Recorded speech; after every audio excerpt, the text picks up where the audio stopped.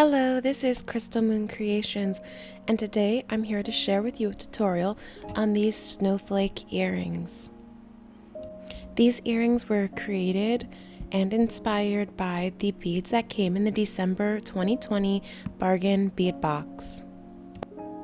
I already have a tutorial up for the matching necklace, and I will still be putting out a tutorial for the bracelet coming soon.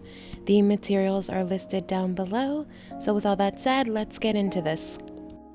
Okay, the first thing I'm going to be doing is laying out my earring. I'm trying to figure out how I want it to lay. I do know which beads I'm using because I'm trying to keep it the same as the necklace, so they are the repeating beads. And I'm just going to see how I want it to lay, so then I know how to try to construct it. I'm also going to be using the head pins that came from the Bargain Bead Box. They were cute, they had the little ball at the end. I thought this would be a good place to use them because that ball looks the same as the edges of the snowflake. So as I'm threading on all these beads, I'm keeping in mind which ones I used in the necklace. I do like to make the ones that are matching in sets represent all of the pieces from the necklace. So with this bicone, I even included the seed beads I had used in the necklace. And for the last beads I am threading on, I'm putting a seed bead, the 4mm Firepolish, and the seed bead on an eye pin. I'm going to be using this one as a connector for the base of the earring, from the ear wire to the snowflake with all of the rest of the dangles hanging off of it. And now I'm going to take my looper and just close off those ends for those center eye pin pieces. I'm being real careful here around that seed bead because it's so easy to crush those little tiny glass beads when you're getting close to the looper. And after using the looper, I will still have to go back with my pliers and tighten up both ends of that loop, making sure it's closed and snug tight. For the beads on the head pins, we're going to wire wrap them. You place the pliers a little bit above your beads, bend the wire, and I'm just adjusting it so I get a bigger loop. You pull the wire over to create your loop, move the pliers up, and then you're going to start wrapping the wire around the other wire at the base of the loop. I had a little trouble pulling the wire because it was kind of short, so I got my pliers to help me wrap the wire. Once I was happy with the amount of times the wire was wrapped around, I got a pair of pliers, tried to flatten out the loop, make sure it was nice. And then I got the flush cutters and cut the wire as close as I could. I'm then going to go back with the regular pliers and try to flatten that end in so it doesn't catch on anything. I had to go and adjust a little bit, cut a little bit more, and basically just play with it until I was happy with the way this loop looked.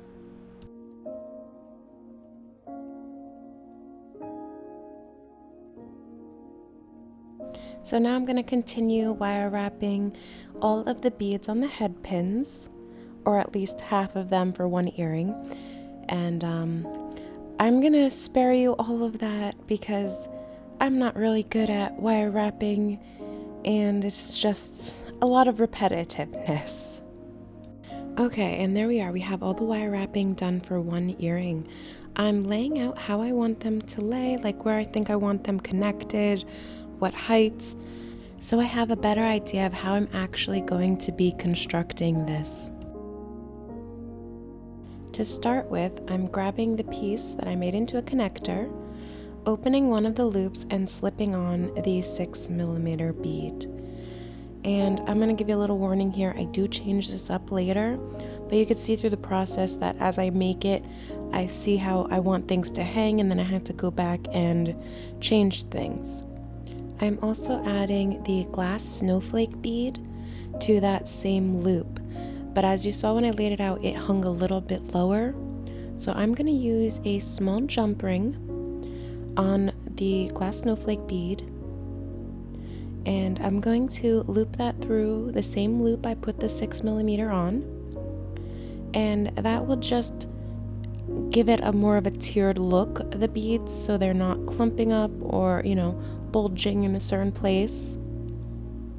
Sorry for drifting off frame here. I've got to keep reminding myself to keep my hands out under the camera. On the other side of the connector, I am putting on the Snowflake charm. And making sure I close it up all nice and tight. And now for the ear wires. I want to make sure I put the bicone on first so it hangs in front of the centerpiece. And then I'm also going to hang the center connector piece opposite the snowflake charm, but I want to make sure I get in between the two beads I have on there so they hang on either side of the earring. So here I am. I think I have the earring complete, but as I'm looking at it and seeing it, it feels like it's too bulky in the middle. I don't really like how all the beads are bunched up. They don't really have enough space there. So I'm going to go back and see if I could add something and fix this up. And I'm sorry for having to add all this. I know this is like technically not part of the tutorial, like seeing me try to perfect things, but I mean, I took out like 10 minutes of me fidangling with this earring, trying to get it lay right, taking out beads, adding more jump rings, and it's a process. I know if I don't give up on it and if I keep trying, I'll get it to how I want it to look. So for the fixes, I added another jump ring to the glass snowflake bead, so that's 2 jump rings above that, and I put it back exactly where it was at the top half of the connector. Then I addressed the fact that the charm wasn't hanging like straight from where the earring is, it kept turning to the side. So I took 2 pairs of pliers and I placed them on both ends of the connectors on each of their loops, and I turned it 90 degrees. So this made the loops turn like face opposite directions kind of, but it has it so the charm now lays completely flat, flush with the front of the earring. And now for the last fix, I am adding the 6mm back, but I'm going to give it a little bit more room by adding another small jump ring above it and putting it back in its original place. With those fixes done, I'm finally happy with how this earring is laying. I'm going to go and create the other earring, which actually only took me about 5 minutes now that I had everything planned out correctly. And there we are, I have the pair of earrings complete. I am totally happy with how they came out. I love how cute they are, and they match the necklace beautifully. Thank you so much for sticking around and watching this. I would really like to know if you guys like watching me work through my mistakes and perfecting the earring, or if you would really prefer just a straight up tutorial where everything's perfect and planned out to begin with. Let me know in the comments below what you actually like better. And thank you again for watching. I'll see you in the next one.